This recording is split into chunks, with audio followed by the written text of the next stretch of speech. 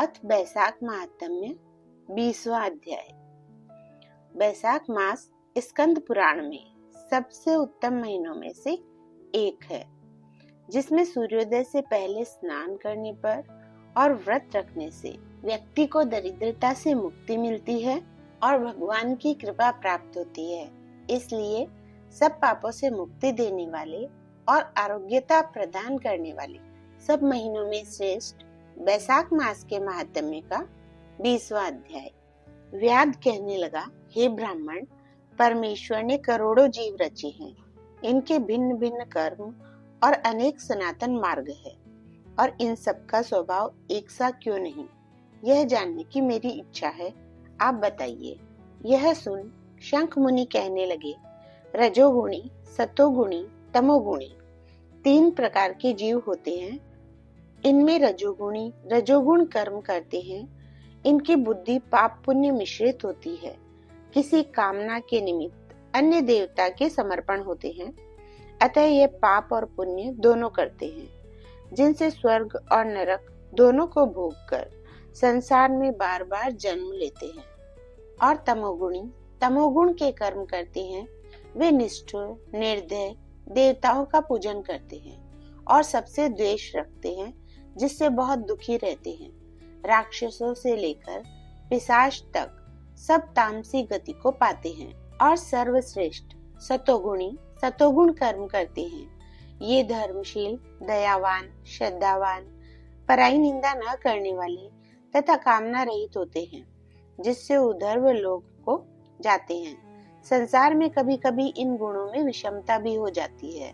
इसी कारण ऊंचे नीचे कर्म करने से सुख दुख अभाव पाते हैं और प्रकृति का कभी नाश नहीं होता। अपने अपने गुणों से कर्मों के फल भोगने पड़ते हैं। पूर्ण काम विष्णु भगवान में कोई विषमता नहीं।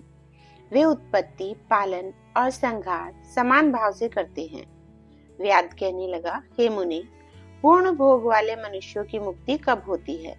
सृष्टि काल या अंत काल अथवा स्थिति काल में? और इनके काल की मर्यादा कितनी है? तब शंख मुनि बोले, 4 सहस्त्र युग ब्रह्मा जी का एक दिन और इतनी ही एक रात्रि होती है, जो मिलाकर ब्रह्मा का एक दिन होता है। 15 दिन का एक पक्ष और 2 पक्ष का एक महीना, एक मास, 2 मास की एक ऋतु, 3 ऋतुओं का एक अयन होता है और 2 अयन का एक वर्ष होता है, अर्थात एक अयन 6 महीने का होता है। इसी प्रकार ब्रह्मा जी के 100 वर्ष व्यतीत होने पर ब्रह्म कल्प पूरा होता है। वही प्रलय का समय है, ऐसा देवताओं का मत है। प्रलय 3 प्रकार की होती है। एक मानव प्रलय, जब मनुष्यों का अंत होता है। दूसरी दैनंदिन प्रलय, ब्रह्मा जी के दिन की समाप्ति के समय होती है। तीसरी ब्रह्म प्रलय, जो ब्रह्मा जी के लय के समय होती है। 14 मनु के प्रलय होने पर एक दैनंदिन प्रलय होती है। इन प्रलयों की उतनी ही अवधि पर्यंत स्थिति रहती है। मनवंतर प्रलय में भूर्भुवस्व है। तीनों लोकों का लय होकर चेतन जीवों का ही नाश होता है, लोकों के स्वरूप का नहीं। केवल उन लोकों में पूर्ववत जल पलावन हो जाता है। अंत में चेतन जीवों की पुनः उत्पत्ति होती है। और हे व्याध, दैनंदिन प्रलय में ब्रह्मा जी के शयन करने पर चेतन अधिभूत जीवों सहित लोकों और लोकस्थ सबका नाश होता है। केवल सत्य लोक रह जाता है। कोई कोई तत्वाभिमानी देवता और मुनि ही तथा सत्य लोक के शयन करने वाले ही बचे रहते हैं। वे सब कल्पांत तक सोते रहते हैं। फिर रात्रि के समाप्त होने पर सृष्टि के अनुसार ब्रह्मा जी सृष्टि की पुनः रचना करते हैं। ऋषि, देव, पितृलोक और वर्ण धर्मों सहित 4 वर्णों को अलग अलग रचते हैं। तब चक्रधारी विष्णु के दशावतार पुनः नियम के अनुसार होते हैं। जो देवता ऋषि ब्रह्मा जी के संग मुक्ति पाने वाले हैं, वह ब्रह्मलोक में ही रहते हैं। और जो राजा, साधु और सिद्धि को प्राप्त हुए ब्रह्मलोक वासी हैं, वे सब सत्यलोक में ही स्थिर रहते हैं, यहाँ नहीं आते। कलयुग समाप्त होने पर दैत्यों का नाश होता है। फिर वे अपने कर्मानुसार वैसे ही कर्म करने वाले होते हैं और अपने निरण्य स्थान में अपने अपने गोत्रों में जन्म लेते हैं। अब तेरे सामने सृष्टि काल और मुक्ति काल वर्णन करूंगा, सो सावधान होकर सुन। देवाधिदेव भगवान का एक निमेष ब्रह्मा जी के कल्प के बराबर होता है। तदंतर भगवान का उतना ही उन्मेष अर्थात पलक का खुलना होता है।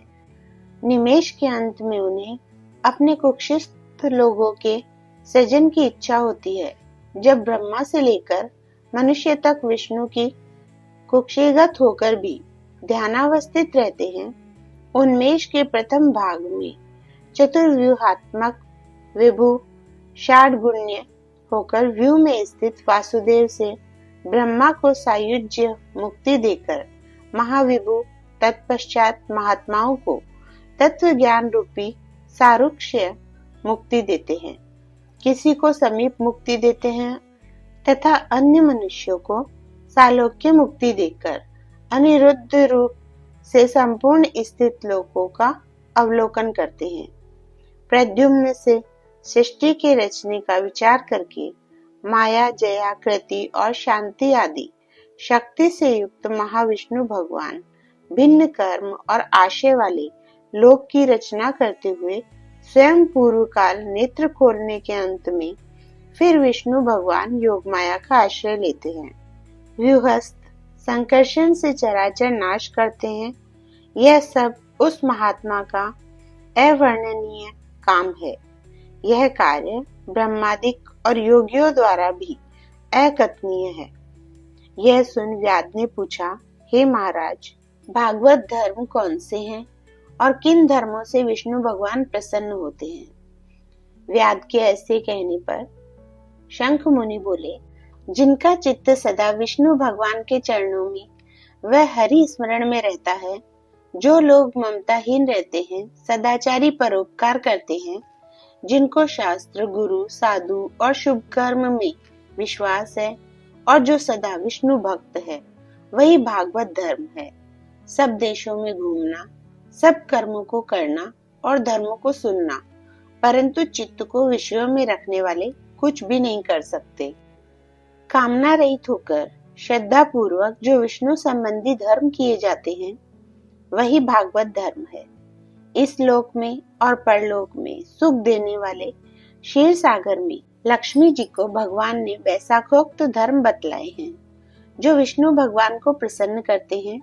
धनवान होने पर अथवा धन पाकर कुआं, बावड़ी, सरोवर बनवाना, मार्ग में छाया करना, प्याऊ बनवाना, सुपात्रों को दान करना, छतरी, जूता, खड़ाऊ, सुगंधित द्रव्य, कपूर, पुष्प, तांबुल, गौरस, शहद, चटाई, कंबल, पलंग, वस्त्र, अन्न का दान और गौदान, रास्ते के थके हुए ब्राह्मणों आदि के चरण धोना, पंखे से हवा करना, उपटना करना, शरबत पिलाना, नमक मिली छाछ, ईख, ककड़ी तथा रसायन का दान संपूर्ण पापों को नाश करने वाले हैं।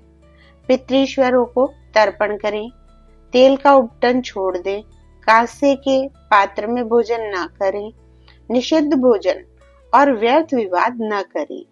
लौकी, गाजर, तोरई, चौलाई, बैंगन, मसूर, मूली, गूलर, बेलफल, लहसोड़ा का सेवन बैसाख में भूल करके भी न करें, नहीं तो चांडाल की योनि में जन्म लेकर 100 जन्मों तक पशु बनेगा। मधुसूदन भगवान की प्रसन्नता के लिए प्रातः काल स्नान कर विष्णु भगवान की प्रतिमा बनवा वस्त्र आभूषणों से सुसज्जित कर नित्य कर्म करके पूजन करें और वैशाख महात्म्य की कथा मन लगाकर सुने तथा ब्राह्मण को भोजन करा दक्षिणा सहित प्रतिमा ब्राह्मण को अर्पण करे।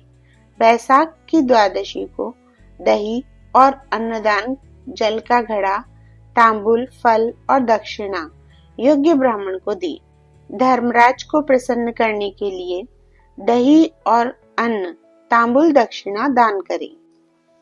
पहले दही और अन्न से पितृश्वरों की तृप्ति को अक्षत दे, फिर गुरु और विष्णु भगवान को दे और यथाशक्ति गौदान कर वैकुंठ प्राप्ति के निमित्त विष्णु भगवान से प्रार्थना करे।